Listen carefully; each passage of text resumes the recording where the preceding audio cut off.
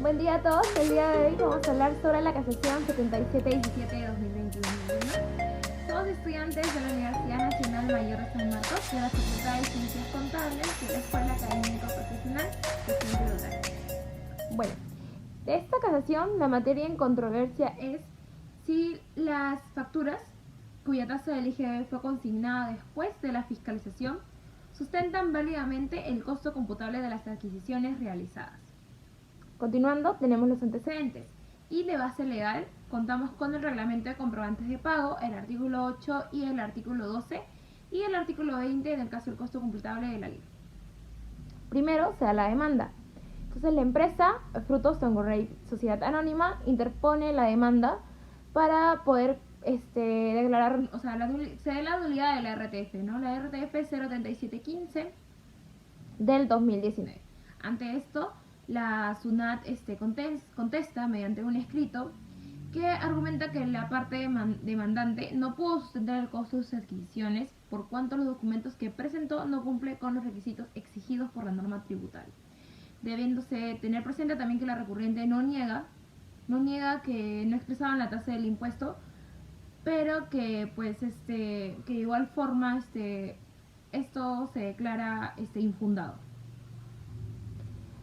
Sigue la sentencia de primera instancia que fue emitida por el 20º Juzgado Especializado en lo Contencioso Administrativo, que va a declarar infundada la demanda en todos sus extremos. ¿Por qué? Porque su argumento principal se da en la verificación de los comprobantes de pago que sustentan las adquisiciones de la demandante. Se advierte que ellos no cumplen con los requisitos mínimos establecidos en el reglamento de comprobante de pago, como es la consignación de la tasa del tributo IGB que grava la operación.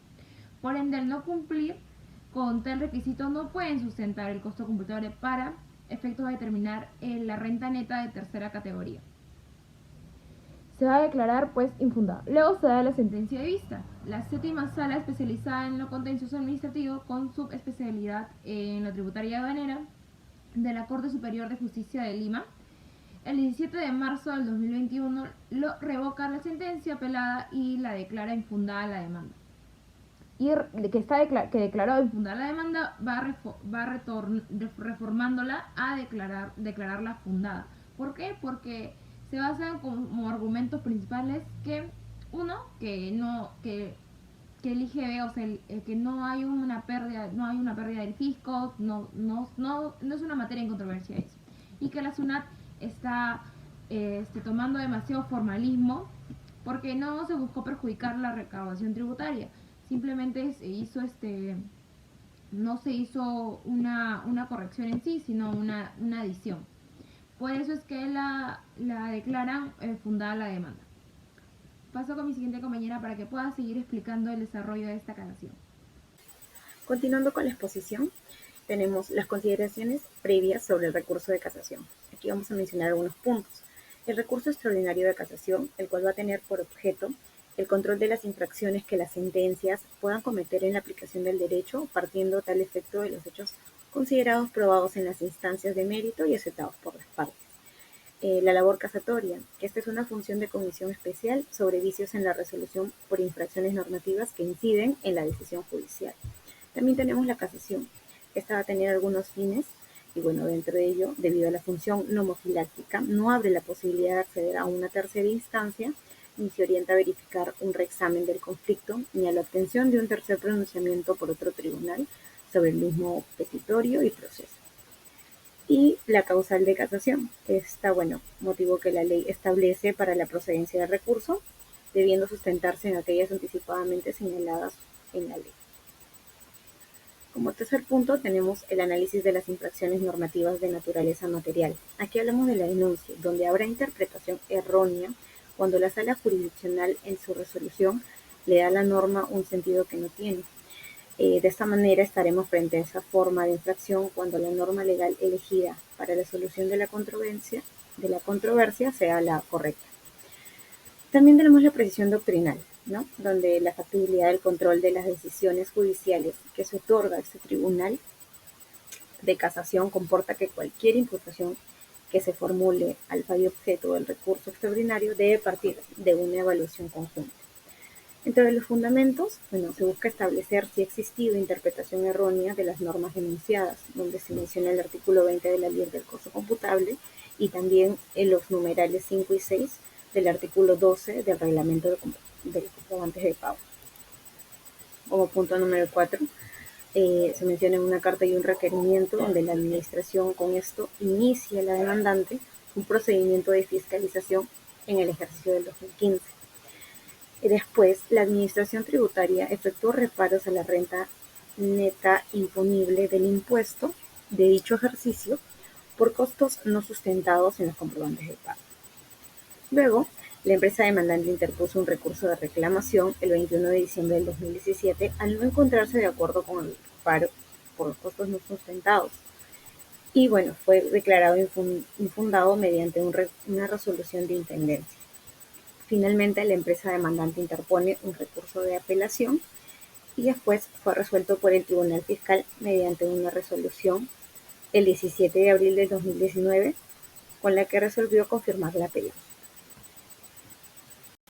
Quinto, los recursos de casación respecto de dicho extremo consignan que es fundamental que los costos se encuentren sustentados en los comprobantes de pago, los cuales, conforme a la norma, tienen como requisitos la consignación de nombre, el tributo y o concepto y la tasa respectiva, entre otros, hecho que en el presente caso no se habría cumplido, al existir una inconsistencia entre la copia original y la copia de la factura, pues no se consignó el 18% de IGB en el original que sirve como base para la SUNAT, considerando que en caso de las facturas fueran mal emitidas, estas deben ser anuladas antes de ser entregadas y se deben conservar todos los ejemplos de estas, así como emitir y entregar nuevos comprobantes de pago.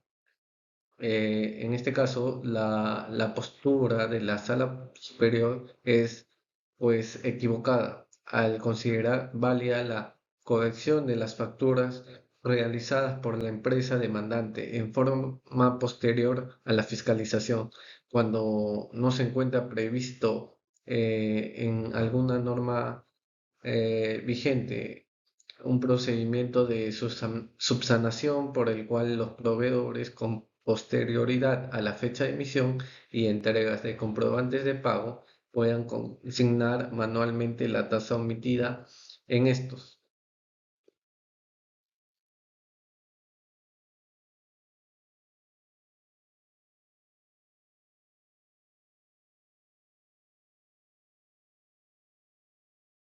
Sexto, este sexto habla más que todo de los artículos de los del reglamentos de comprobantes de pago. ¿Qué nos dice esto? Que orientados a determinar si en el caso concreto se ha interpretado erróneamente las normas que se denuncian en los recursos de casación, se considera más que todo estos dos artículos, 1 y 2, del reglamento de comprobantes de pago.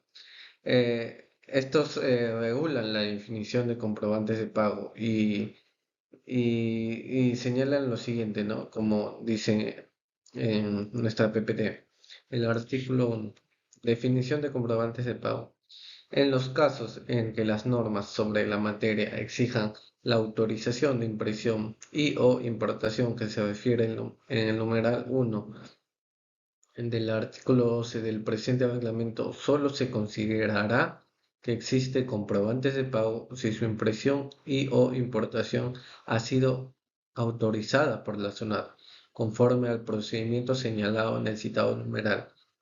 La inobservancia de dicho procedimiento acarreará la configuración de las infracciones previstas en los numerales 1, 4, 8 y 15 del artículo 174 del Código Tributario según corresponde. El artículo 2 específicamente dice, documentos considerados comprobantes de pago.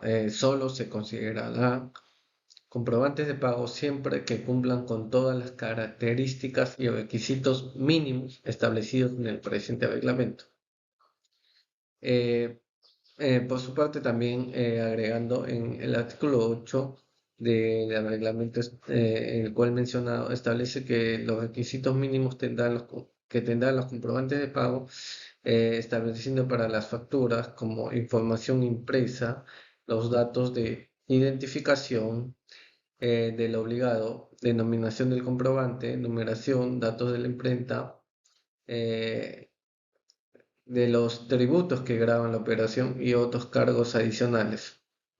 También habla de la referida norma reglamentaria, establece que en los numerales 5 y 6 del artículo 12 que se debe anular y conservar los documentos por fallas técnicas, errores en la emisión u otros motivos, precisando que no deben ser declarados y que los documentos anulados deberán ser conservados con sus respectivas copias. De igual forma, señala que los comprobantes de pago no podrán ser enmendados, borrados y o tachados, y que los documentos que se emitan de manera manual deberán consignar con tinta en el original la información no necesariamente impresa, siempre que simultáneamente permita la impresión en las copias. A continuación, vamos a presentar el séptimo capítulo de la Casación 7717 del 2021, que tuvo lugar en Lima. El séptimo capítulo nos presenta 3 puntos. El primer punto es el punto del costo computable, ya que este extremo es sumamente importante para calcular la materia imponible en la enajenación de bienes, además de que respecto a renta se va a calcular, cuando se trata de enajenación de bienes, para calcular la renta se va a dar en base a la diferencia entre el ingreso neto total con el costo computable de los bienes enajenados. El segundo punto es el punto de los comprobantes de pago. Este punto es sumamente importante, ya que es aquí donde la administración tributaria explica por qué nació la materia de controversia, qué fue lo que dio origen. Bueno, pues nosotros sabemos que los comprobantes de pago tienen que cumplir con unos requisitos mínimos, ¿no? Sin embargo, ¿qué sucedió? La administración observó 2 tipos de facturas, que fueron las facturas presentadas durante la fiscalización y las facturas presentadas luego de la fiscalización. Las facturas presentadas durante la fiscalización no contenían el importe del 18% del IGB, donde debería ir el monto, simplemente estaba vacío, y además de que no se consignaba la tasa, que sería el 18%, no se consignaba el monto. Entonces, como esto deja en evidencia que la demandante, es decir, la empresa, no respetó el artículo 8 del reglamento de comprobantes de pago, que va junto al artículo 4 de la ley de 27444. Entonces, posterior a esto, una vez finalizada la fiscalización, ¿qué es lo que hace la demandante? Busca a sus proveedores para consignar el 18%, tratar de enmendar lo que sucedió. Sin embargo, ¿qué es lo que dice la administración? Dice, no, ninguno de estos 2 tipos, ya lo consignaste, ya encontró el error, y una vez lo hayas arreglado, de todos modos, no se va a permitir sustentar los costos para efectos tributarios en base al artículo 24, en base al artículo 20 de la ley del impuesto a la renta. El tercer punto que nos lleva este séptimo capítulo es la mal interpretación que tuvo la Sala Suprema. A continuación vamos a leer expresamente qué fue lo que dijo la Sala Suprema para poder entender la posición de la Administración Tributaria. Dijo lo que voy a repetir ahora, nos dice, ¿no? La administración no ha tenido presente que la recurrente ha cumplido con subsanar la omisión formal que se le acota a través de la consignación del número 18 como tasa del IGB en las facturas por parte de sus proveedores. Al respecto, es importante notar que lo realizado por la demandante y sus proveedores fue una adición, más no una corrección ni enmendadura, en virtud de una interpretación racional y lógica de las normas aplicables, así como de la realidad que rodea al derecho y en atención de los principios de verdad material y de informalismo. Peca de un exceso de formalismo. Tomemos en cuenta esto. Peca de un exceso de formalismo en tanto se había subsanado la observación, mucho más si se tiene en cuenta que no se habría generado perjuicio alguno al fisco. Eso es lo que nos dice la Sala Suprema, que se está pecando de formalismo. Es decir, que la administración está pecando de formalismo, además de que no está habiendo ningún perjuicio hacia el fisco. Entonces, ¿qué es lo que dice el procurador conjunto con la administración? Dicen, no, esto está violentando el artículo 8 y el artículo 12 del reglamento de comprobantes de pago, está minimizando lo que sucedió, además de que no va con el artículo 20 de la ley del impuesto a la renta. lo que nos lleva al octavo capítulo. El octavo capítulo, o sea, no bastó con que se violentara el artículo 8, el artículo 12 del reglamento de comprobantes de pago, no bastó con que se violentara el artículo 20 de la ley del impuesto a la renta, sino también hubo una mala interpretación errónea del último párrafo de la norma 4 del título preliminar del TUO de nuestro Código Tributario. Ya que, ¿qué es lo que dice la administración? Sabe que se supone que yo tengo facultad discrecional, entonces yo debo optar por la opción por la decisión administrativa que más conveniente le resulte al interés público, ¿no? Entonces mi decisión no es que esté pecando de formalismo, es simplemente que estoy aplicando mi facultad discrecional. Entonces la administración, ¿qué es lo que alega? Dice que la interpretación que precisa el juzgador, es decir, la Corte Suprema, es errada, al otorgarle un sentido y un alcance que no amerita. Como segundo punto es que respecto a la sentencia de vista, en la sentencia de vista la Sala Superior no aplicó la norma que denuncian las partes por resolución del presente caso, no analizó la norma, solamente se limitó a exponer argumentos sumamente genéricos que no coincidían con la causal formalmente propuesta. Entonces, por ende, lo que dice el procurador es que se amerita que la causal materia bajo revisión debiera a ser infundada, ¿no? Luego nos lleva al noveno punto. En el noveno punto tenemos dos paréntesis que realizar. Primero tenemos la actuación en sede de instancia. ¿Qué sucedió en la actuación en sede de instancia? Bueno, pues acá se va a tomar la decisión acorde al artículo 397 del Código Procesal Civil, y acá se va a declarar fundados los recursos que interpusieron los demandados, curiosamente, ¿no? Por la SUNAT y por el procurador. Entonces se va a casar la sentencia de vista y se va a confirmar la sentencia apelada por improbranza de la demanda. Es decir, que le están dando la razón por completo a SUNAT y al procurador y no a la demandante, que sería la empresa, ¿no? Ya que que los costos que se determinaron, que están sustentados en los comprobantes de pago, pero estos comprobantes de pago penosamente no cumplían con los requisitos mínimos que establece el reglamento de comprobantes de pago. Entonces no se va a poder constituir como costos computables para efectos de determinación de la renta neta. Y por último, se tiene la decisión, se declaró fundada los recursos de casación, como ya lo vimos. Entonces se va a casar la sentencia de vista y se va a confirmar la sentencia en primera instancia que declaró infundada la demanda. Por último, ya como requisito formal, como procedimiento, se ordena que se publique la presente casación en el peruano y se devuelven los actuados en lo que seguía los frutos Tongo Rapé Sociedad Anónima contra la SUNAT y el Tribunal Fiscal. Eso sería todo por nuestra parte respecto a la casación que acabamos de exponer. Muchas gracias.